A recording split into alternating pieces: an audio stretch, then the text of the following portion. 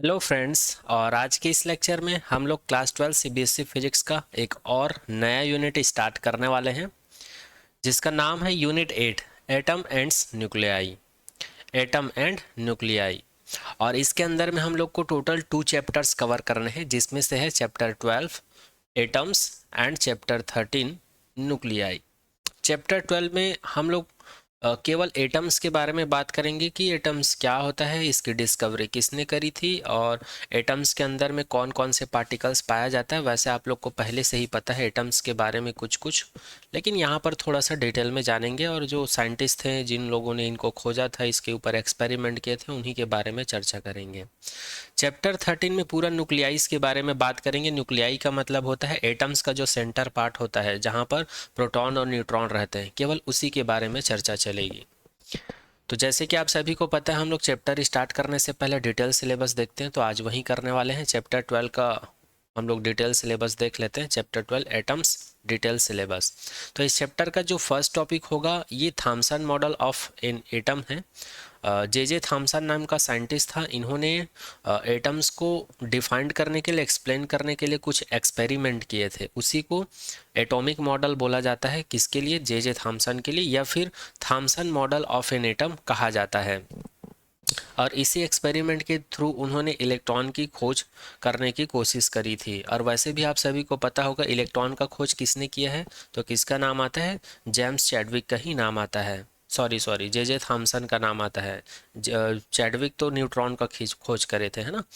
इस चैप्टर का जो नेक्स्ट टॉपिक है वो है अल्फा स्कैटरिंग एक्सपेरिमेंट, या इसी को गाइगर मार्सडन एक्सपेरिमेंट कहा जाता है, या इसी को रदरफोर्ड अल्फा स्कैटरिंग कहा जाता है।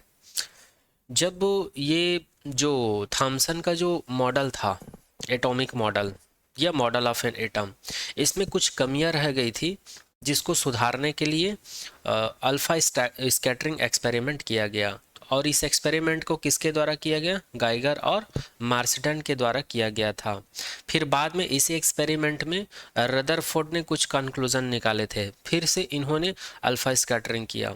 तो हम लोग इन सभी चीज़ों के बारे में इस टॉपिक में चर्चा करेंगे। ठीक है, आगे बात करते हैं। Third topic, Bohr's atomic model, या इसी को planetary model of an atom कहा जाता है। इस पूरे चैप्टर में ये थर्ड नंबर का टॉपिक है, और ये फोर्थ नंबर का टॉपिक है। यहीं से आपके एग्जाम में ज़्यादातर क्वेश्चंस बनते हैं। तो इस पूरे चैप्टर में मैं कहूँगा कि ये इम्पॉर्टेंट है और ये इम्पॉर्टेंट है। ज़्यादातर क्वेश्चन ये थर्ड टॉपिक और फोर्थ टॉपिक से बनते हैं। और यदि डायरेक्ट क्वेश्चन आता है, जैसे कि experimental arrangement, constructions, working principle, तो ये चैप्टर 2 से क्वेश्चन बनता है। इससे ज़्यादा मुझे नहीं लगता है कि आपको सीबीएसई बोर्ड एग्जाम के पॉइंट ऑफ व्यू से पढ़ना है। एक बार और रिपीट कर देता हूँ, ये जो थर्ड नंबर का और ये जो फोर्थ नंबर का टॉपिक है, bore atomic model, planetary model of an atom, और फोर्थ नंबर का टॉपिक है bourse theory of hydrogen atom, यहीं से ज़्यादातर क्वेश्चंस बनते हैं आपके एग्जाम में।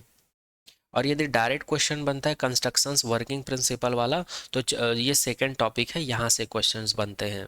तो इन चीज़ों पर ज़्यादा फोकस करिएगा, सीबीएसई बोर्ड एग्जाम के पॉइंट ऑफ व्यू से मैं बता रहा हूँ। आगे बात करते हैं। इस चैप्टर का जो लास्ट टॉपिक है, ये है बोर क्वांटाइजेशंस कंडीशन, या इसी को कहा जाता है de Broglie explanation of Bohr second postulate of quantizations. जो हम लोग पिछले लेक्चर में डी ब्रॉगली पढ़ चुके हैं, उसी को हम लोग बोर्स के सेकेंड पोस्टुलेट्स के द्वारा कैसे डिफाइन करेंगे, या फिर हम लोग डी ब्रॉगली के कॉन्सेप्ट से बोर सेकेंड पोस्टुलेट्स को कैसे प्रूफ करेंगे, इन सभी के बारे में हम लोग इसमें चर्चा करेंगे। तो ध्यान दीजिएगा, हम लोग सभी टॉपिक्स को वन बाय वन करके कंप्लीट करेंगे, लेकिन आप लोग को एग्ज़ाम के पॉइंट ऑफ व्यू से किस में फोकस करना है वो मैं बता चुका हूँ।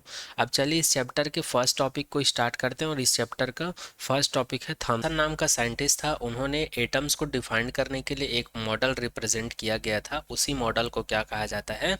जे J Thomson model of an atom कहा जाता है। वैसे एक चीज़ बता दूं, यहाँ पर आप सभी को पता होगा कि एटम्स का मतलब क्या होता है।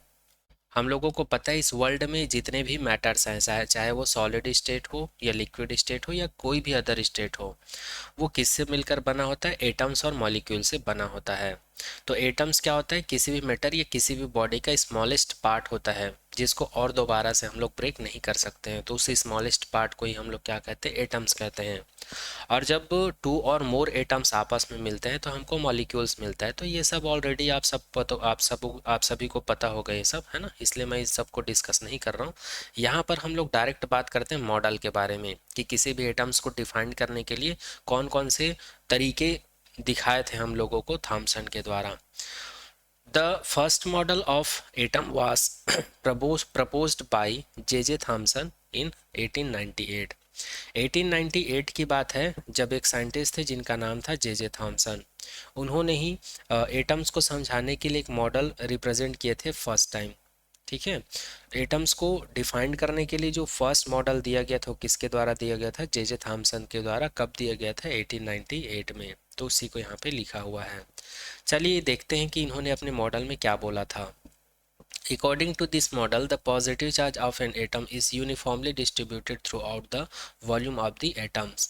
तो इस मॉडल के अनुसार ऐसा बोला जाता है कि जो पॉजिटिव चार्ज होता है किसी भी मैटर्स का या किसी भी बॉडीज का, बॉडी में जो एटम्स होता है उस एटम्स में पॉजिटिव चार्ज जो है कहाँ पे रहता है, उस एटम्स के पूरे वॉल्यूम में, मतलब सभी जगह यूनिफॉर्मली समान रूप से डिस्ट्रीब्यूटेड रहता है। कौन, पॉजिटिव चार्ज।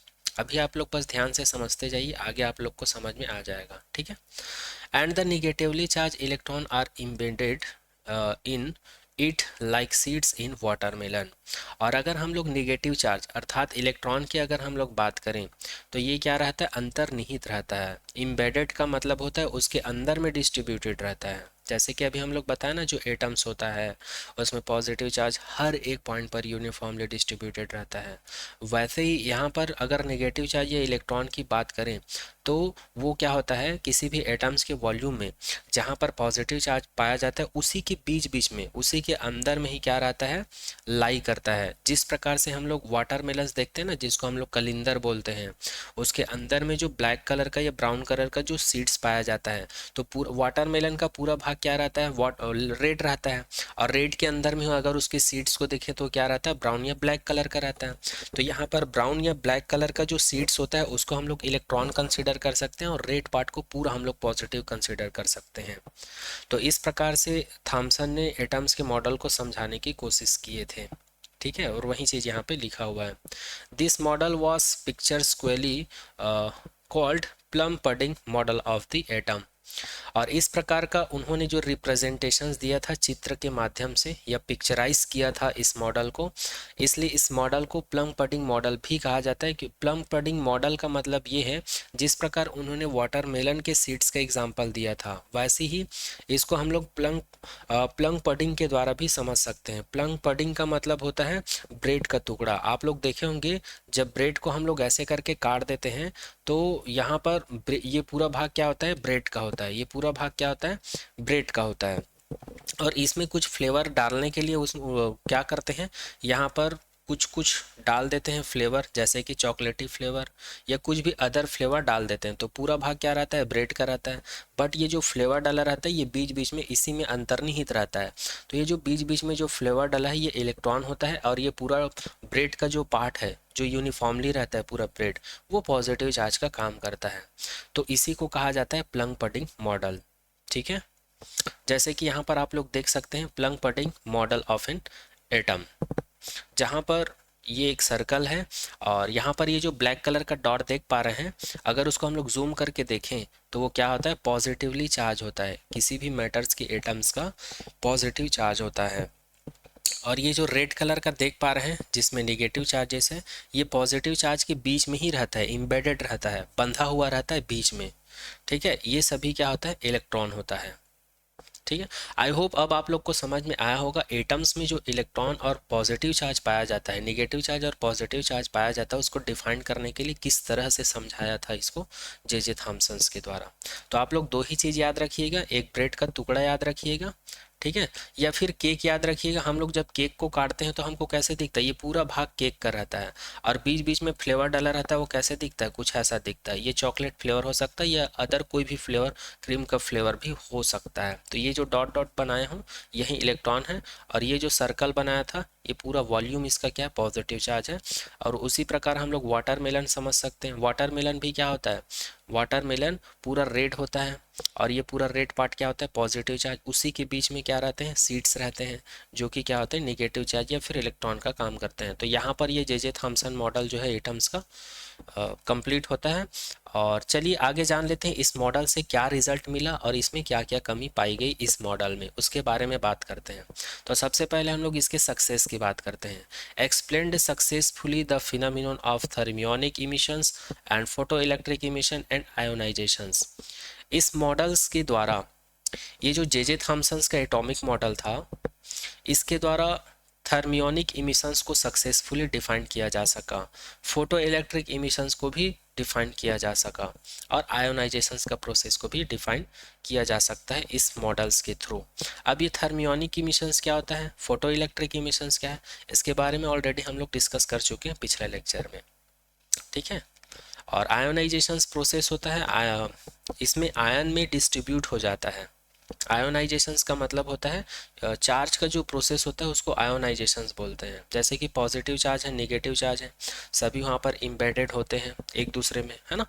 तो वहाँ पर जो प्रोसेस होता है, वहाँ से जो इलेक्ट्रॉन है या किसी भी चार्ज को बाहर निकालने का जो प्रोसेस होता है, या जितनी हम लोगों को ज़रूरत पड़ती है, उसको आयोनाइजेशंस एनर्जी बोलते हैं और इस प्रोसेस को आयोनाइजेशंस बोलते हैं, है ना। चलिए आगे बात करते हैं, ये फेलियर के बारे में बात करते हैं। ये मॉडल किस चीज़ को डिफाइन नहीं कर सका उसके बारे में बात करते हैं। The model fail to explain the scattering of alpha particles. तो जे थॉमसन मॉडल जो है अल्फा पार्टिकल्स के स्कैटरिंग को नहीं समझा पाया। And it cannot explain the origin of spectral line observed in the spectrum of the hydrogen and other atoms। जो hydrogen atom था या फिर हाइड्रोजन को छोड़कर जो अदर एटम्स थे, ये किसी भी एटम्स के स्पेक्ट्रल लाइन के बारे में कुछ नहीं बता पाया, स्पेक्ट्रल लाइन के बारे में कुछ नहीं बता पाया, या फिर ये जो मॉडल है उससे रिलेट नहीं कर पाए, ठीक है, स्पेक्ट्रल लाइन या स्पेक्ट्रम से रिलेटेड। अब यहाँ पर हम लोग स्कैटरिंग क्या होता है, अल्फा पार्टिकल क्या होता है, स्पेक्ट्रल लाइन क्या होता है, स्पेक्ट्रम क्या होता है, इन सभी के बारे में आगे बात करेंगे, ठीक है। यहाँ पर बस आप लोगों को एक ही चीज़ याद रखना है कि एटम्स को डिफाइन करने के लिए थॉमसन ने कैसे मॉडल रिप्रेजेंट किए थे, पहली चीज़ याद रखनी है। और दूसरा, इस मॉडल का यूज़ हम लोग कहाँ कहाँ पर कर सकते हैं, तो thermionic emissions, photo electric emission और आयोनाइजेशन प्रोसेस में हम लोग इस मॉडल का यूज़ कर सकते हैं, क्योंकि इस फिनोमिनन को ये सक्सेसफुली डिफाइन करता है। और अगर हम लोग इसकी फेलियर की बात करें तो ये स्कैटरिंग को डिफाइन नहीं कर पाया, स्पेक्ट्रम को डिफाइन नहीं कर पाया, या स्पेक्ट्रल लाइन को डिफाइन नहीं कर पाया, ठीक है।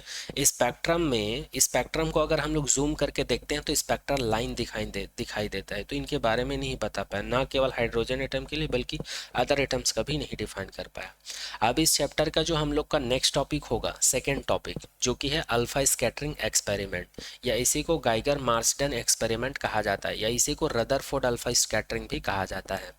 तो चलिए इसको भी जान लेते हैं कि किस किस ने कैसे कैसे एक्सपेरिमेंट किए थे अल्फा स्कैटरिंग से related. At the suggestion of Ernest Rutherford in 1911, Geiger and E. Marsden performed some experiment। Rutherford ने 1911 में जो सजेस्ट किया था या जो सजेशंस दिया था, उसी सजेशंस को एक्सपेरिमेंट किसने किया था, गाइगर और ई मार्सडन ने परफॉर्म किया था एक्सपेरिमेंट के थ्रू। ध्यान से समझना इस बात को, रदरफोर्ड ने केवल सोचा था, केवल सजेस्ट किया था कि ऐसा हो सकता है, लेकिन गाइगर और ई मार्सडन ने उसको क्या किया, एक्सपेरिमेंटली रिप्रेजेंट करने की कोशिश की। From this experiment he was find out an important insight into the structure of an atom। और इस एक्सपेरिमेंट से उन लोगों को किसी भी एटम्स के अंदर का जो स्ट्रक्चर है उसके बारे में एक इम्पॉर्टेंट जानकारी मिली थी या मिला था। आगे बात करते हैं। They direct a beam of 5.5 mega electron alpha particle emitted from a bismuth radioactive source at a thin metal foil made of gold। इन लोगों ने अपने एक्सपेरिमेंट में क्या किया था, इन्होंने अपने एक्सपेरिमेंट में देखा था कि ये जो रेडियो एक्टिव जो मटेरियल होता है या जो सोर्स होता है, इससे उन लोगों ने 5.5 मेगा इलेक्ट्रॉन के अल्फा पार्टिकल्स को क्या किया था, इमिट किया था। किससे? Source at a thin metal foil made of gold, जो गोल्ड का बना हुआ मेटल फॉइल था, इसके थ्रू उन लोगों ने क्या किया था, 5.5 मेगा इलेक्ट्रॉन का अल्फा पार्टिकल्स को इमिट किया था। किसके द्वारा? इसके द्वारा। ये रेडियो एक्टिव मटेरियल्स होते हैं। अब ये रेडियो एक्टिव सोर्स या रेडियो एक्टिव मटेरियल क्या होता है, इसके बारे में आगे बात करेंगे। ये एक ऐसा मटेरियल्स होता है जो कंटिन्यूअसली एनर्जेटिक पार्टिकल्स को इमिट करते रहते हैं, जो कि अल्फा होता है, बीटा होता है, गामा होता है, इस प्रकार के पार्टिकल्स को इमिट करते रहते हैं। उन्हीं में से एक मेटल ये भी है, एक मटेरियल ये भी है, जिसको हम लोग बिस्मथ बोलते हैं, जिसका एटॉमिक नंबर कितना होता है, 83 होता है, और एटॉमिक मास कितना होता है, 214 होता है। ठीक है, चलिए आगे बात करते हैं। Geiger Marsden experiment, the entire apparatus is placed in vacuum chamber. तो गाइगर और मार्सडन ने क्या किया था, एक वैक्यूम चैम्बर लिया था। एक वैक्यूम चेम्बर बोलने का मतलब आप लोग इसको ऐसे इमेजिन कर सकते हो, यहाँ पर ये जो सर्कल बना हुआ है ये वैक्यूम चेम्बर है, और इसके अंदर का जो ऑपरेटस है केवल उसी को यहाँ पर दिखाया गया है। इसके अंदर का ये वाला जो सेटअप है ना, केवल इसी बस को यहाँ पर दिखाया गया है। तो गाइगर और मार्सडन ने अपने एक्सपेरिमेंट में क्या किया था, एक सोर्स लिए हुए थे। क्या लिए हुए थे? एक सोर्स लिए हुए थे जहाँ से अल्फा पार्टिकल मिलता था। ठीक है, और यहाँ से जो बीम निकलती थी, बीम ऑफ अल्फा पार्टिकल, ये बीम किसकी थी, अल्फा पार्टिकल्स का बीम था, जिसको किससे इमिट किया जा रहा था, emitted from the radio active source, bismuth का यूज करके इसको इमिट किया जा रहा था। और यहाँ पर ये जो ब्लू कलर का देख पा रहे हैं, ये गोल्ड फॉइल है। ये एक फॉइल है जो मेटल का बना हुआ है। कौन से मेटल का बना हुआ है? गोल्ड का बना हुआ है। जैसे यहाँ से बीम ऑफ अल्फा पार्टिकल्स को इमिट करवाते तो ये इसके ऊपर स्ट्राइक होता था। इस जैसे ही ये गोल्ड फॉइल के ऊपर स्ट्राइक होता था अल्फा पार्टिकल, तो इसका क्या हो जाता था, स्कैटरिंग हो जाता था, सभी डायरेक्शन में इक्वली या नॉन इक्वली ये फैल जाता था, किसी न किसी एंगल से स्कैटर्ड हो जाता था। अब यहाँ पर स्कैटरिंग का मतलब क्या है, इसका मतलब भी किसी को कुछ लोग जानते हैं, कुछ लोग नहीं जानते हैं। वैसे आप लोगों को ये चीज़ पता होना चाहिए, बहुत पहले पढ़ चुके हैं। एक बार और बता देता हूँ, स्कैटरिंग का मतलब होता है प्रकीर्णन या फिर फैल जाना।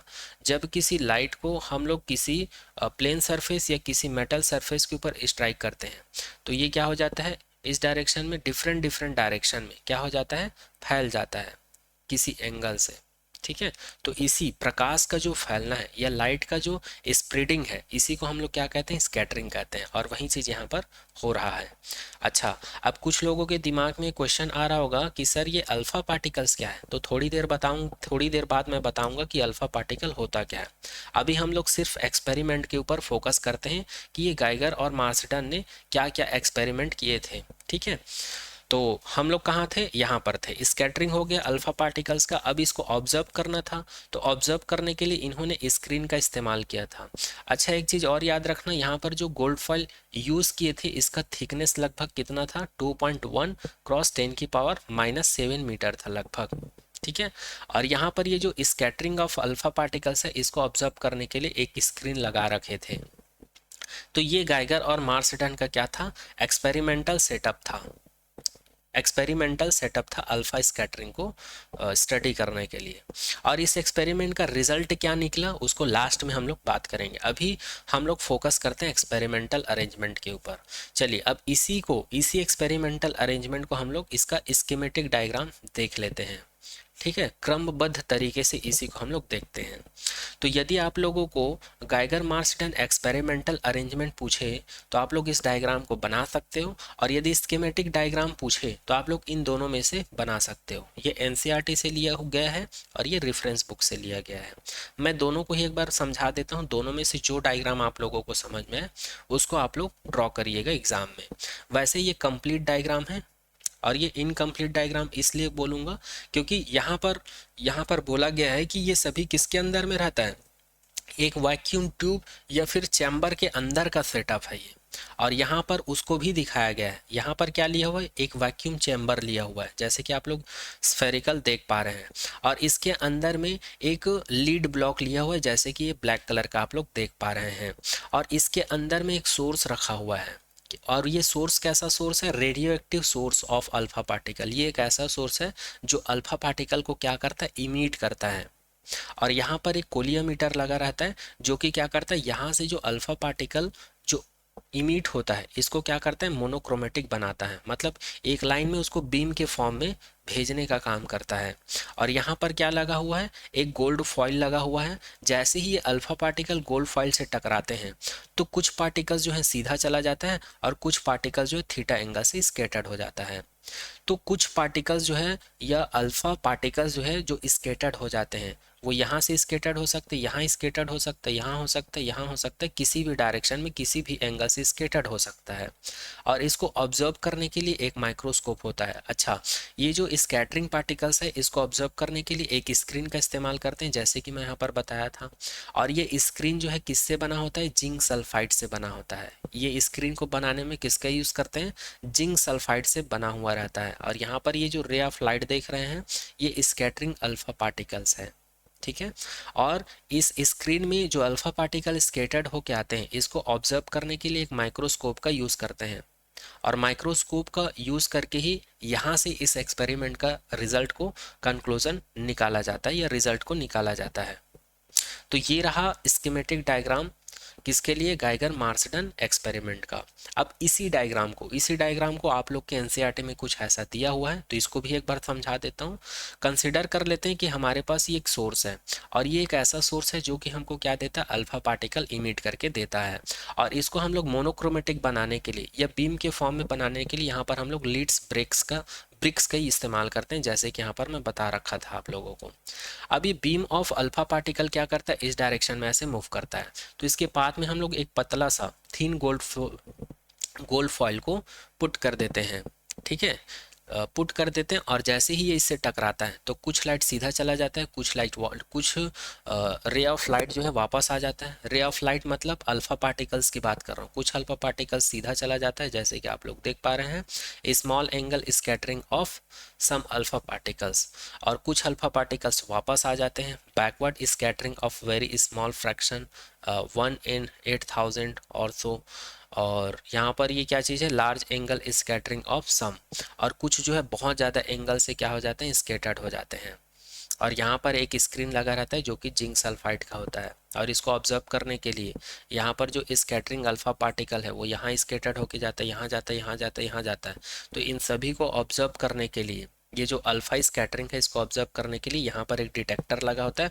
और डिटेक्टर का काम कौन करता है, माइक्रोस्कोप करता है।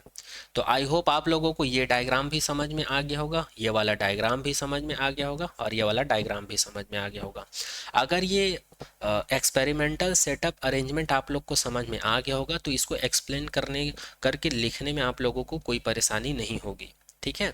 और आप लोग अपने एग्जाम में इसको बनाना और इन दोनों में से किसी एक को बनाना जो आपको ज़्यादा समझ में आए, ज़्यादा इजी लगे, उसको आप लोग एक्सप्लेन करिएगा एग्जाम में अगर आ जाता है तो।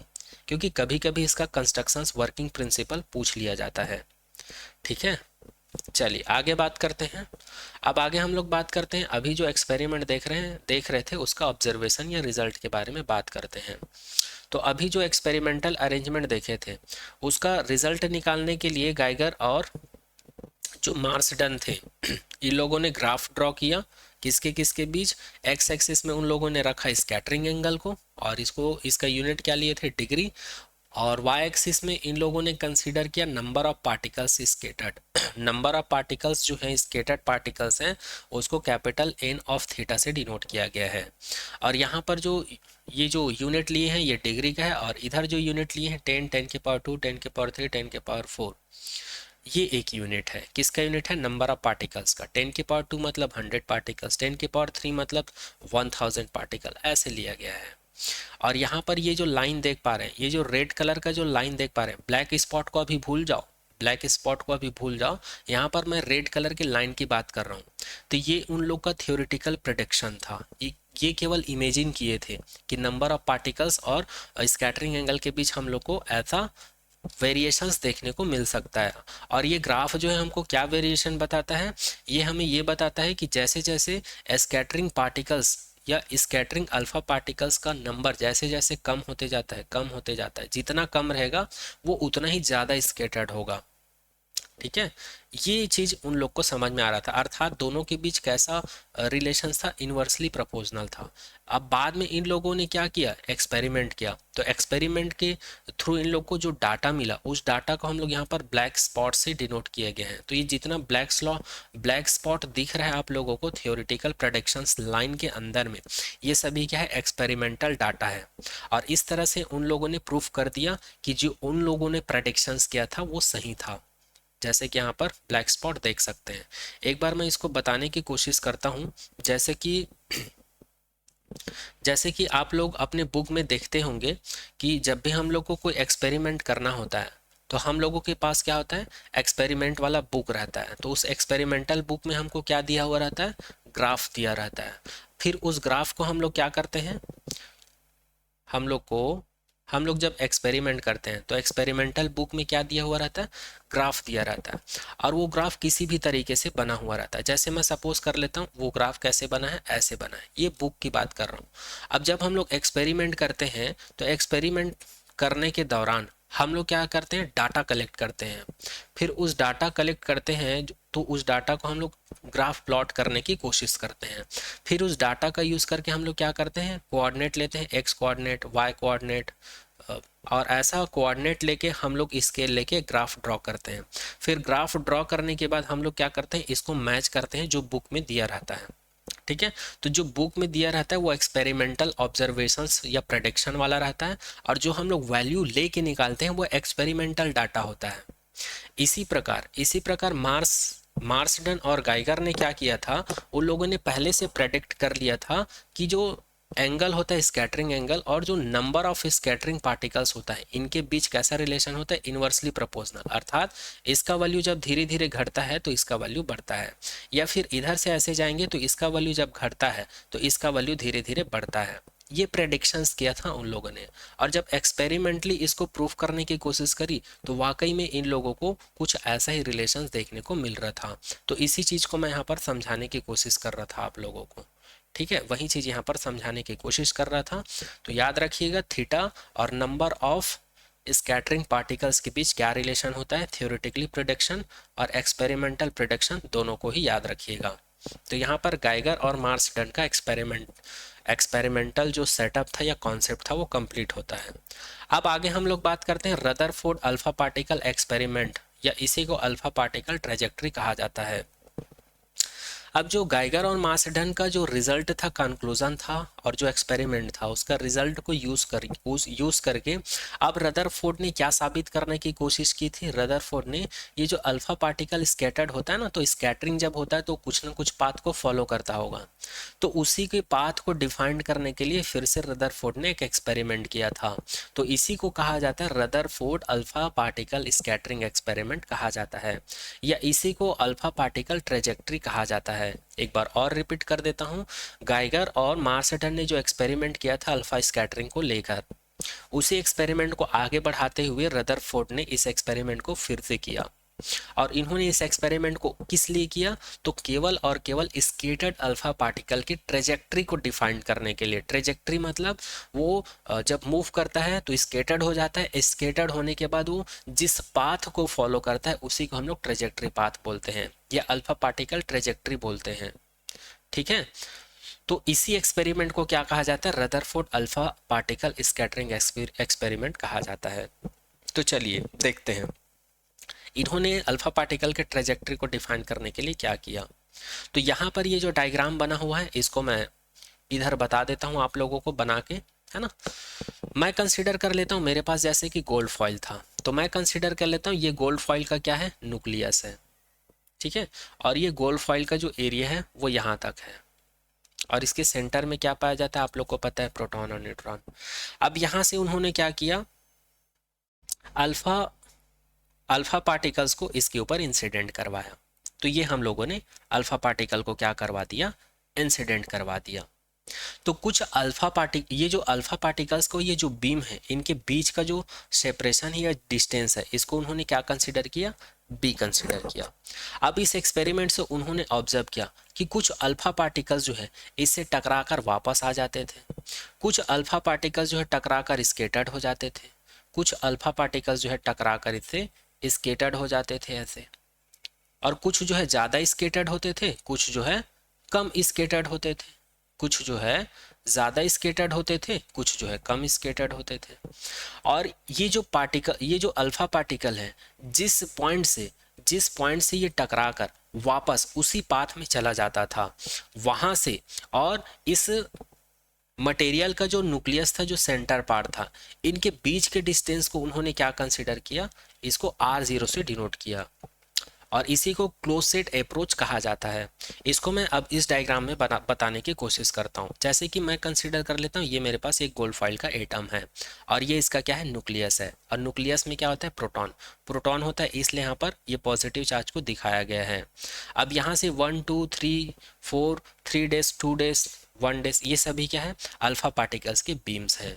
तो ये अल्फा पार्टिकल के बीम क्या करते हैं, हम लोग इसको गोल्ड फॉइल के न्यूक्लियस के ऊपर इंसिडेंट करवाते हैं। तो यहाँ पर क्या होता है, कुछ जो है ज़्यादा स्केटर्ड होता है, कुछ जो है कम स्केटर्ड होता है, कुछ जो है उसी पाथ में वापस चला जाता है, और कुछ ऐसे होते हैं जो बिना स्केटर्ड का सीधा चला जाता है।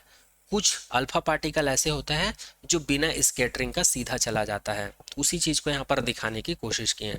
तो ये जो अल्फा पार्टिकल्स का जो बीम के बीच का जो डिस्टेंस है, इसको बी से डिनोट किया गया है, और बी को कहा जाता है इम्पैक्ट पैरामीटर। बी को यहाँ पर क्या किया जाता है, कहा जाता है इम्पैक्ट पैरामीटर, या इसी को कहा जाता है perpendicular distance of the velocity vector of the alpha particles.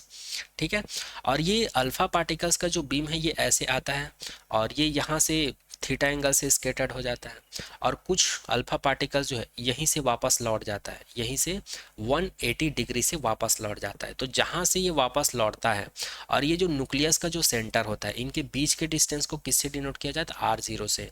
और ये R0 को क्या कहा जाता है, distance of close set approach कहा जाता है। ये R0 को क्या कहा जाता है, distance of close set approach कहा जाता है। मतलब ये वो अल्फा पार्टिकल है जो लगभग न्यूक्लियस के पास क्या हो जाता है, पहुंचने ही वाला रहता है या पहुंच जाता है, इसलिए इसको distance of close set approach कहा जाता है। और कुछ पार्टिकल्स, अल्फा पार्टिकल्स ऐसे होते हैं जो यहीं से लार्ज स्कैटरिंग एंगल से स्कैटर्ड हो जाते हैं, लार्ज एंगल से क्या हो जाते हैं, स्कैटर्ड हो जाते हैं। ठीक है, और यहाँ पर ये जो एंगल देख रहे हैं ये स्कैटर्ड एंगल है। तो आई होप ये रदरफोर्ड का अल्फा स्कैटरिंग मॉडल भी आप लोगों को समझ में आ गया होगा। चलिए अब आगे बात करते हैं, ये जो R0 है, ये R0 का वैल्यू लगभग कितना होगा, मतलब ये जहाँ से वापस उसी पाथ में, सेम पाथ में वापस लौट जाता है, और ये जो न्यूक्लियस है, दोनों के बीच का डिस्टेंस कितना होता है, R0 के लिए हम लोग अब डेरिवेशंस निकालेंगे। अच्छा, कुछ लोगों के दिमाग में ये चल रहा होगा कि सर सब चीज़ बता रहे हैं लेकिन अल्फ़ा पार्टिकल के बारे में अभी तक कुछ बताया ही नहीं है। तो यहाँ पर मैं अल्फ़ा पार्टिकल के बारे में कुछ पॉइंट लिखूँ, इसको रीड कर लीजिएगा। अल्फ़ा पार्टिकल्स क्या होता है, एक पार्टिकल है, वो तो मैं पहले ही बता दिया था कि जो रेडियो एक्टिव सब्सटेंस होते हैं वो रेडियो एक्टिव प्रोसेस से क्या करते हैं, कंटिन्यूअसली अपने न्यूक्लियस से क्या करते रहते हैं, लाइट इमिट करते रहते हैं, पार्टिकल्स इमिटेट करते रहते हैं हाई एनर्जेटिक वाला। उन्हीं में से एक पार्टिकल्स होता है अल्फ़ा। वैसे 3 पार्टिकल्स आप लोगों ने नाम सुने होंगे, अल्फ़ा, बीटा और गामा। उनमें से एक पार्टिकल है अल्फ़ा। तो अल्फ़ा एक पार्टिकल्स होता है, ये तो पता चल गया। और ये एक आयन होता है। आयन इसलिए होता है क्योंकि इसके पास चार्जेस होते हैं। और अल्फ़ा पार्टिकल को किससे डिनोट किया जाता है, 4 अल्फ़ा से, या किसी किसी बुक में इसको 4He से लिखा जाता है। अब इसको हीलियम से रिप्रेजेंट इसलिए करते हैं क्योंकि हीलियम के पास क्या होता है, 2 इलेक्ट्रॉन होता है, और 4 इसका क्या होता है, एटॉमिक मास होता है। उसी प्रकार अल्फा पार्टिकल्स, ये अल्फा पार्टिकल्स को अल्फा पार्टिकल भी कहा जाता है, अल्फा रे कहा जाता है, और अल्फा रेडिएशन, इसको रेडिएशन भी कहा जाता है। ठीक है, और अगर हम लोग इसके नेचर की बात करें तो इसका नेचर जो है हीलियम पार्टिकल से मैच होता है। जो पार्टिकल हीलियम के पास होता है वही जो नेचर या जो प्रॉपर्टी हीलियम की होती है वही प्रॉपर्टी अल्फा पार्टिकल्स की भी होती है। अल्फा पार्टिकल्स की अगर नेचर की बात करें तो कुछ देर पहले बताया था ये आयन वाला पार्टिकल्स होता है क्योंकि इसके पास चार्ज होता है। तो याद रखना इसके पास 2 पॉजिटिव चार्ज होता है। मतलब अल्फा पार्टिकल का नेचर क्या होता है, इसके पास ये पॉजिटिव नेचर का होता है, 2 पॉजिटिव चार्ज होता है, और इसके पास 2 प्रोटॉन और 2 न्यूट्रॉन होता है, जैसे कि हीलियम के पास होता है। मैंने बताया था ना कुछ देर पहले अभी कि अल्फा पार्टिकल्स का नेचर वही नेचर होता है जो हीलियम का होता है, इसलिए इसको इससे भी रिप्रेजेंट करते हैं। और इसको हीलियम एटम भी कहा जाता है, अल्फा पार्टिकल्स को हीलियम एटम्स भी कह देते हैं। क्यों, क्योंकि हीलियम और अल्फा पार्टिकल्स दोनों के पास ही 2 प्रोटॉन और 2 न्यूट्रॉन रहते हैं। ठीक है, तो ये रहा अल्फा पार्टिकल से रिलेटेड शॉर्ट इंफॉर्मेशन। अब चलिए हम लोग यहाँ पर डेरिवेशंस करते हैं R0 के लिए, डिस्टेंस ऑफ क्लोसेट अप्रोच के लिए। तो हम लोग कंसीडर कर लेते हैं charge on alpha particle. Alpha particle के ऊपर कितना चार्ज होता है ये तो हम लोग को पता है, Q1 is equal two plus 2E, यहाँ पर अब भी बताया हूँ मैं। इसको इक्वेशन नंबर 1 कंसिडर कर लेते हैं। चार्ज ऑन स्कैटरिंग न्यूक्लियस, और जिस न्यूक्लियस पर हम लोग जो अल्फा पार्टिकल है उसको स्कैटर्ड करवाते हैं, उसका न्यूक्लियस में भी तो कुछ ना कुछ चार्ज होगा। जैसे कि यहाँ पर एक न्यूक्लियस है, जैसे कि हम लोग गाइगर और मार्सडेन एक्सपेरिमेंट में इसको गोल्ड फॉइल के ऊपर क्या करवा रहे थे, इंसिडेंट करवा रहे थे। तो अभी हम लोग को नहीं पता ये गोल्ड का फॉइल है, अभी हम लोग इसको जनरल कंसिडर कर लेते हैं कि किसी भी एटम का न्यूक्लियस हो सकता है, किसी भी मेटल का। तो यहाँ पर हम लोग इसमें जो चार्ज है इसको कंसिडर कर लेते हैं ZE। Z यहाँ पर, अगर ये Z जो है यहाँ पर कैसे चेंज होगा, वो एटम्स के ऊपर डिपेंड करेगा कि यहाँ पर किसके न्यूक्लियस से हम लोग इसको स्कैटर्ड करवा रहे हैं। अभी फिलहाल हम लोग इसको Z कंसिडर कर लेते हैं। तो जिस न्यूक्लियस में हम लोग अल्फा पार्टिकल को स्कैटर्ड करवा रहे हैं उसका चार्ज कितना है, Q2 is equal two plus ZE है। इसको इक्वेशन नंबर 2 कंसिडर कर लेते हैं। ठीक है, अब हम लोग को पता है पोटेंशियल एनर्जी। पोटेंशियल एनर्जी का फॉर्मूला हम लोग पढ़ चुके हैं इलेक्ट्रोस्टैटिक्स में। क्या पढ़े हैं, V is equal to K Q1 Q2 और दोनों चार्ज के बीच का डिस्टेंस, ये पढ़ चुके हैं। इसी कॉन्सेप्ट को यहाँ पर लगा रहे हैं। तो अल्फा पार्टिकल्स के लिए हम लोग यहाँ पर क्या लिख सकते हैं, K Q1 Q2 upon R। But यहाँ पर Q1 की जगह पर क्या हम क्या ले रखे हैं अल्फा पार्टिकल्स के लिए, प्लस 2E, और Q2 की जगह पर क्या ले रखे हैं, ZE। क्यों, क्योंकि इधर से जो अल्फा पार्टिकल आ रहे हैं उसके पास भी कुछ ना कुछ चार्ज होगा, और ये कहाँ पर आ रहे हैं, न्यूक्लियस पर, तो न्यूक्लियस पर भी कुछ ना कुछ चार्ज होगा। उसी चार्ज को तो हम लोग यहाँ पर लिखे हैं। ठीक है, तो यहाँ पर Q1 Q2 की जगह पर आ जाएगा प्लस 2E प्लस ZE, और R के जगह पर R0 ले लेंगे, क्योंकि यहाँ पर जो दोनों चार्ज के बीच का डिस्टेंस कितना लिए, R0 लिए हैं। तो यहाँ पर पोटेंशियल एनर्जी कितना मिल गया अल्फा पार्टिकल्स के लिए, K 2ZE square upon R square, क्योंकि 2E और ZE का मल्टीप्लाई करेंगे तो 2ZE स्क्वायर मिल जाएगा हम लोगों को। चलिए आगे बढ़ते हैं, और आगे हम लोग बात करते हैं डेरिवेशंस के बारे में। अब हम लोग बात करते हैं काइनेटिक एनर्जी के बारे में। तो काइनेटिक एनर्जी का फॉर्मूला होता है 1/2 mv², ये हम लोग को पता है। तो इसको हम लोग समझ लेते हैं कि ये काइनेटिक एनर्जी है किसके लिए, अल्फा पार्टिकल्स के लिए। इसको इक्वेशन नंबर 2 कंसिडर कर लेते हैं। अब हम लोगों को पता है कंजर्वेशन ऑफ एनर्जी क्या बोलता है, कंजर्वेशन ऑफ एनर्जी ये बोलता है जितनी काइनेटिक एनर्जी होती है अल्फा पार्टिकल्स के पास उतनी ही पोटेंशियल एनर्जी होनी चाहिए। तो अगर मैं यहाँ से इक्वेशन नंबर 1 और 2 का वैल्यू पुट कर दूं, तो इक्वेशन नंबर 2 मेरे पास क्या है, 1/2 mv², और इक्वेशन नंबर 1 क्या है कि 2E² Z अपॉन R0 है। यहाँ पर मुझे R0 का वैल्यू निकालना, इसलिए इसको इधर ट्रांसफर करता हूँ और इन सबको इधर ट्रांसफर करता हूँ, तो मुझे मिल जाता है R0 is equal to 2KE² Z upon kinetic energy. ये क्या है, काइनेटिक एनर्जी है। तो इस काइनेटिक एनर्जी को यहाँ पे लिखूंगा और R0 को इधर लिखूंगा। तो इसी इक्वेशंस को मैं क्या लिख सकता हूँ, R0 is equal to 2KE² Z upon kinetic energy. और यदि यहाँ पर मैं काइनेटिक एनर्जी का वैल्यू यहाँ पर पुट कर दूँ तो यही जो है क्या हो जाएगा, R0 is equal to 4ZKE² upon mv² हो जाएगा। और इसी को कहा जाता है डिस्टेंस क्लोजेस्ट। ठीक है, क्लोजेस्ट डिस्टेंस कहा जाता है किसके किसके बीच का, जो अल्फा पार्टिकल्स है उसके बीच का, और जिसके ऊपर हम लोग उसको स्कैटर्ड करवा रहे हैं न्यूक्लियस, उनके बीच का डिस्टेंस कहा जाता है R0।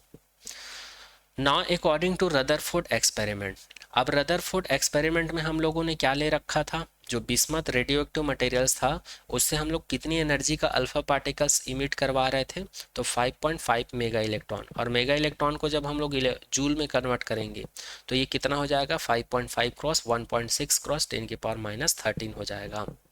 ठीक है, मेगा इलेक्ट्रॉन को पहले इलेक्ट्रॉन वोल्ट में कन्वर्ट करना, फिर इलेक्ट्रॉन वोल्ट को जूल में कन्वर्ट कर लेना। और ये कैसे कन्वर्ट करते हैं इलेक्ट्रॉन वोल्ट को जूल में, मैं ऑलरेडी बता चुका हूँ। ठीक है, तो ये निकल गया काइनेटिक एनर्जी किसका, अल्फा पार्टिकल्स का। अब हम लोग अल्फा पार्टिकल्स को किसके ऊपर इंसिडेंट करवा रहे हैं, तो गोल्ड फॉइल के ऊपर। और गोल्ड का एटॉमिक कितना होता है, 79। तो यहाँ पर Z का वैल्यू कितना हो जाएगा, 79। इसी को मैं यहाँ पर बताने की कोशिश कर रहा था, इसी चीज़ को मैं यहाँ पर बताने की कोशिश कर रहा था कि यहाँ पर प्लस ZE लिए हैं, यहाँ पर जो न्यूक्लियस लिए हैं फिलहाल अभी हम लोग को पता नहीं, वैसे गोल्ड लिए थे लेकिन यहाँ पर ये डेरिवेशंस या कैलकुलेशंस के पर्पस से इसको हम लोग जेड ले रखे थे। हो सकता है गोल्ड फॉइल की जगह पर हम लोग कुछ अदर मटेरियल यूज़ करें तो ये जेड का वैल्यू चेंज हो जाता, बट यहाँ पर गोल्ड इस्तेमाल किया था रदरफोर्ड ने, गाइगर, मार्सडन ने, इसलिए यहाँ पर गोल्ड का लिए हैं। ओके, दूसरा नहीं लिए हैं। तो यहाँ पर z इज इक्वल टू कितना हो जाएगा 79, क्योंकि एटॉमिक नंबर कितना होता है गोल्ड का 79। अब हम लोग क्या करते हैं, हमारे पास काइनेटिक एनर्जी का भी वैल्यू और हमारे पास z का भी वैल्यू है, तो इन सब वैल्यू को इस इक्वेशंस में हम लोग पुट कर देते हैं। तो इस इक्वेशंस में सब वैल्यू को पुट करेंगे तो हमको मिल जाएगा r0 इज इक्वल टू 2, ये वाला 2, और k का वैल्यू तो हम लोगों को पता है 9 क्रॉस 10 के पावर 9 होता है, और z का वैल्यू भी पता है 79, और यहाँ पर k का वैल्यू, e का वैल्यू हम लोग को पता है, इलेक्ट्रॉनिक चार्ज का वैल्यू कितना होता है 1.6 क्रॉस 10 के पावर -19 का होल स्क्वायर होता है। और यहाँ पर काइनेटिक एनर्जी का वैल्यू भी है हमारे पास, ये देख सकते हैं, तो ये है 5.5 क्रॉस 1.6 क्रॉस 10 के power -13। To solve it r0 अब हम लोग इसको क्या करते हैं, सॉल्व करते हैं। इसको आप लोग सॉल्व कर लीजिएगा, यहाँ पर मल्टीप्लिकेशन डिवीजन के अलावा कुछ नहीं है। आप लोग इसको इत्मीनान से सॉल्व करिएगा, और सॉल्व करने के बाद आप लोग देखेंगे कि आप लोग को इतना वैल्यू मिल जाएगा, r0 is equal to 4.13 cross 10 के पावर -14 मीटर मिल जाएगा। ठीक है, और इसी को हम लोग क्या लिख सकते हैं, ये 4.13 है, इसको हम लोग लिख सकते हैं 41.3 लिख सकते हैं। क्यों लिखेंगे, जब मैं इसको पॉइंट आउट को हटा दूंगा, ठीक है, इसको मैं क्या करूंगा 4.13 है, इसको मैं 413 लिख सकता हूँ, 413 लिख सकता हूँ, और अपन में 100 आ जाएगा।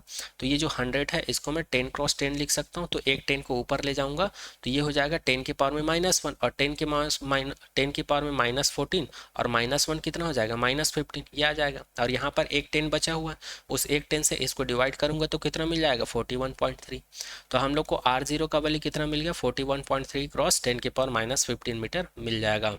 और इसी को हम लोग क्या बोल सकते हैं 41.3 फेमोमीटर भी बोल सकते हैं, क्योंकि याद रखना 1 फेमोमीटर का मतलब क्या होता है 10 की पावर -15 मीटर होता है। यहाँ पर फेमोमीटर डिस्टेंस को मेजर करने का एक यूनिट होता है, जिसको फर्मी के द्वारा दिया गया था, इसलिए इसको फेमोमीटर कहा जाता है। तो याद रखिएगा 1 फेमोमीटर इज इक्वल टू कितना होता है 10 के पावर -15 मीटर होता है।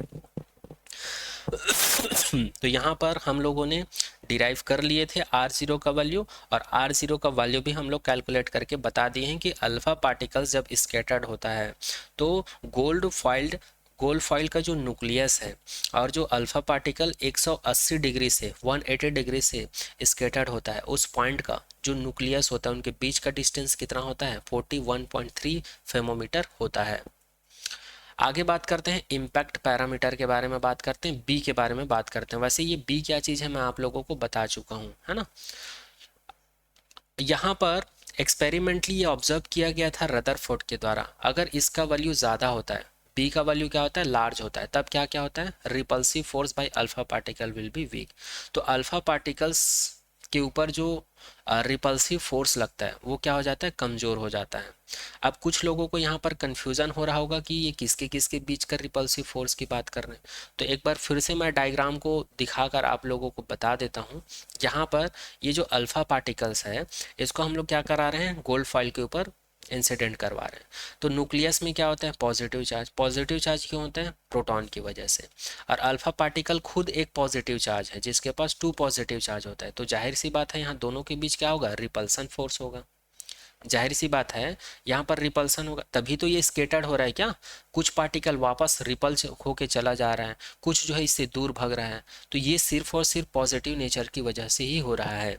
और ये जो बीम ऑफ लाइट है अल्फा पार्टिकल्स का, इनके बीच का जो सेपरेशन डिस्टेंस है इसी को यहाँ पर इम्पैक्ट पैरामीटर बोला गया है। तो वहाँ पर एक काम करता हूँ मैं इस डायग्राम को कॉपी कर लेता हूँ ताकि आप लोग को और ज़्यादा समझ में आए, है ना। चलिए आगे बढ़ते हैं। यहाँ पर इम्पैक्ट पैरामीटर बी का क्या रिजल्ट है एक्सपेरिमेंटली, उसी को बस समझाने की कोशिश कर रहा हूं मैं। जैसे कि ये डायग्राम था हमारे पास, है ना। तो यहाँ पर पहला कंडीशन फर्स्ट केस में क्या बोला जा रहा है बी लार्ज, देन यहाँ पर बी का वैल्यू क्या होगा लार्ज होगा, मतलब ये अगर लार्ज हो जाए तब क्या होगा यहाँ पर अल्फा पार्टिकल्स और न्यूक्लियस के बीच जो रिपल्सिव फोर्स लग रहा है वो क्या हो जाएगा कम हो जाएगा। अल्फा पार्टिकल ऑलमोस्ट अनडिफ्लेक्टेड, फिर अल्फा पार्टिकल का स्कैटरिंग एंगल भी कम हो जाएगा, मतलब अल्फा पार्टिकल स्केटर्ड कम होगा यहाँ से, ये बोला जा रहा है। कब? जब बी का वैल्यू क्या हो जाए, ज़्यादा हो जाए। सेकेंड पॉइंट की बात करते हैं, जब बी का वैल्यू स्मॉल हो जाए, अर्थात इन दोनों के बीच के डिस्टेंस को कम कर दें, इसको इसको हम लोग क्या कर दें, पास पास में ला दें, तब इस सिचुएशंस में क्या हो जाएगा, repulsive force by alpha particle will be large. तो यहाँ पर अल्फा पार्टिकल्स और न्यूक्लियस के बीच क्या हो जाएगा, रिपल्सन फोर्स यहाँ पर बढ़ जाएगा, मतलब यहाँ पर ज़्यादा स्कैटरिंग होगा, alpha particle scattered with large angle. यहाँ पर अल्फा पार्टिकल्स का स्कैटरिंग बढ़ जाएगा, अर्थात एंगल भी यहाँ पर इंक्रीज हो जाएगा। और अगर ये ऑलमोस्ट ज़ीरो हो जाए, बी का वैल्यू क्या हो जाएगा, ऑलमोस्ट ज़ीरो हो जाएगा, तब इस केस में क्या होगा भाई, तो इसका रिजल्ट यहाँ पे लिखा हुआ है, एक बार बता देता हूँ मैं, है ना। तो अगर बी का वैल्यू ऑलमोस्ट ज़ीरो हो जाए तो यहाँ पर alpha particle deflect with 180 degree, जैसे कि ये वाला डिस्टेंस क्या था, बी था, और ये बी को हम लोग लगभग ज़ीरो कर दें, लगभग ज़ीरो कर दें, तो ये सभी ray of light, beam of light है अल्फा पार्टिकल का, ये इस पॉइंट पर क्या हो जाएंगे, सेंटर्ड हो जाएंगे। और जब ये यहाँ से जब स्केटर्ड होता है, तो हम लोग को पता है ये रिपल्सिव फोर्स के द्वारा ये स्केटर्ड होता है और ये इसी पाथ में वापस आ जाता है, इसी पाथ में वापस आ जाता है। तो यहाँ पर कितने डिग्री का एंगल बनता है, स्केटर्ड एंगल कितना होता है, 180 डिग्री होता है। कितना होता है, 180 degree, and reverse back in the same path, और ये उसी पाथ में वापस चला जाता है। तो अगर b का वैल्यू लगभग ज़ीरो होगा, तो यहाँ पर जो एंगल है उसका वैल्यू कितना हो जाएगा, 180 हो जाएगा। इस चीज़ को याद रखिएगा।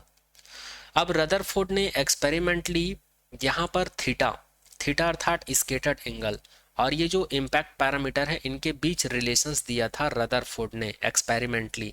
वो रिलेशंस क्या दिया था, b इज इक्वल टू के Z A square upon kinetic energy और कॉट थीटा बाई 2। तो ये फॉर्मूला डायरेक्ट याद रखना है आप लोगों को, इसका डेरिवेशन नहीं करना है, क्योंकि इसका डेरिवेशन नहीं है।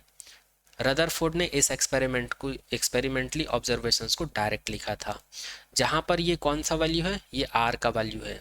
ये किसका वैल्यू है जी, अगर ध्यान से हम लोग इसको देखें तो ये आर का वैल्यू है, जैसे कि आप लोग यहाँ पर देख सकते हो, ये आर का वैल्यू है। और यहाँ पर थीटा को डिफाइन करने के लिए कॉट थीटा बाई 2 लिया गया है। इसका डेरिवेशन है लेकिन रिलेटेड है, आप लोगों को डेरिवेशन नहीं करना है, इसको डायरेक्ट याद रखना है, ठीक है। Conclusion of Rutherford alpha particle scattering experiment. अब अभी तक हम लोगों ने गाइगर मार्शडन, रदरफोर्ड जो अल्फा स्कैटरिंग देखे थे, इन सभी का क्या कंक्लूजन है या क्या रिजल्ट निकलता है, अब उसकी बात करते हैं। फर्स्ट रिजल्ट ये निकलता है, most of the mass and all the charge of an atom concentrated in very small region is called atomic nucleus.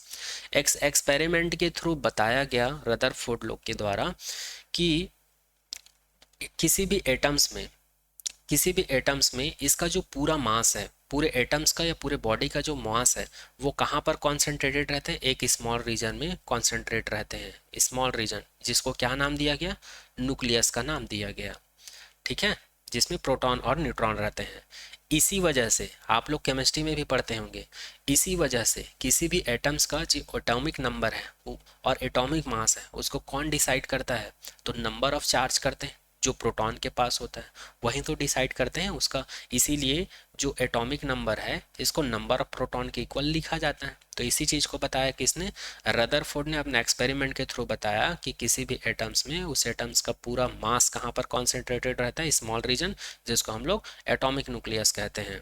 Second observation ये था, nucleus is positive charge and it's size is of the order of 10 की power minus 15 metre 1, या फिर इसको हम लोग बोल सकते हैं 1 फेमोमीटर। एक एक्सपेरिमेंट के द्वारा सेकंड रिजल्ट निकाला था रदरफोर्ड ने, वो ये था कि न्यूक्लियस जो है, न्यूक्लियस में क्या पाया जाता है, पॉजिटिव चार्ज पाया जाता है। और वो कौन से साइज में होता है, न्यूक्लियस का जो साइज होता है वो कौन से साइज का होता है, वो लगभग रहता है 10 की पावर माइनस 15 मीटर, या इसी को हम लोग बोलते हैं 1 फेमोमीटर, जिसको मैं प्रूफ करके भी बताया था अभी कुछ देर पहले। नेक्स्ट बात करते हैं, in an atom there is maximum empty space and the electron revolve around the nucleus in the same way as the planet revolve around the sun। Third observation में रदरफोर्ड ने बोला अपने एक्सपेरिमेंट के through कि किसी भी atoms में किसी भी एटम्स में खाली जगह ज़्यादा होता है, एम्प्टी स्पेस ज़्यादा होता है। और रही बात इलेक्ट्रॉन की, तो इलेक्ट्रॉन जो है क्या करते हैं, न्यूक्लियस के चारों ओर, इलेक्ट्रॉन जो है न्यूक्लियस के चारों ओर क्या करते हैं, रिवॉल्व करते हैं। जिस प्रकार से सन के चारों ओर सभी प्लेनेट घूमते हैं, वैसे ही न्यूक्लियस के चारों ओर इलेक्ट्रॉन क्या करते हैं, रिवॉल्व करते हैं। तो ऐसा किसने बताया, रदरफोर्ड ने अपने अल्फा स्कैटरिंग के थ्रू बताया। तो ये रही इसके रिजल्ट की बात, कंक्लूजन की बात। अब हम लोग बात करते हैं रदरफोर्ड अल्फा स्कैटरिंग में कौन कौन सी ड्रॉबैक है, ऐसा कौन कौन सी बातें हैं जिसको ये डिफाइन नहीं कर सका, तो उसके बारे में बात करते हैं। It could not explain stability of atom, जो एटम होता है इसके स्थायित्व के बारे में इन्होंने कुछ नहीं बता पाया कि कोई भी एटम है वो कब स्टेबल होता है और कब वो स्टेबल नहीं होता है, इसके बारे में वो कुछ नहीं बता पाया। नेक्स्ट बात करते हैं, it did not explain the distribution of electron outside the nucleus, या इसी को हम लोग बोल सकते हैं in short, it could not explain the exact position of electron around the nucleus. उन्होंने ये तो बोल दिया कि न्यूक्लियस के चारों ओर इलेक्ट्रॉन रिवॉल्व करते हैं, बट उन्होंने ये नहीं बता पाया कि इलेक्ट्रॉन का एग्जैक्ट पोजीशंस क्या है न्यूक्लियस के बाहर, यदि वो आउटसाइड रिवॉल्व करते हैं तो उसका एग्जैक्ट पोजीशंस क्या है, तो उसको भी ये एक्सप्लेन नहीं कर पाया। कौन, Rutherford scattering alpha scattering experiment. Third बात करते हैं, the spectrum of atom must be continuous, whereas practically it is a line spectrum. In short, it could not define the hydrogen spectrum. Rutherford experiment के through hydrogen spectrum को भी define नहीं किया जा सका।